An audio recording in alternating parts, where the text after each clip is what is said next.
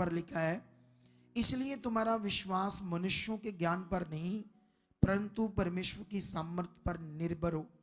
आपका जो फेथ है वो मनुष्यों की बातें, शारीरिक, या उसने ये कह दिया वो कह दिया, या कोई भी दुनिया में जो मनुष्यों का ज्ञान है उस पर तुम्हारा विश्वास नहीं, परमेश्वर की पावर पर निर्भर होना चाहिए।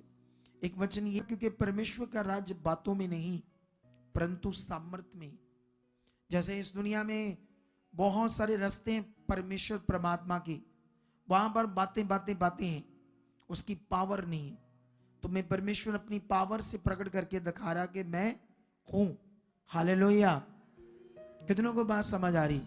तो परमेश्वर का राज्य बातों में नहीं, सिंपल बातों में नहीं, उसकी पावर के साथ है। और तुम्हें इस पावर को समझना होगा, इस सामर्थ पर आपका फेथ रहना चाहिए। जो मुझे सामर्थ देता है उसमें मैं सब कुछ कर सकता हूं। हालेलुया। बाइबल कहती है जो मुझे सामर्थ देता है उसमें मैं क्या कर सकता हूं?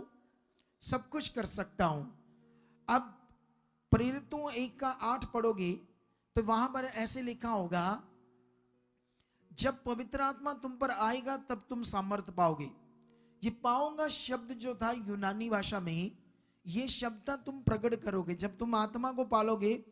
तो परमेश्वर, अब ये शब्द यीशु मसीह ने अपने चेलों को कहा था उस समय जब वो उनके पास पवित्र आत्मा नहीं था, तो इसलिए यीशु मसीह उनको पवित्र आत्मा देने के लिए फिर से जीवित होकर उनके साथ 40 दिन रहा।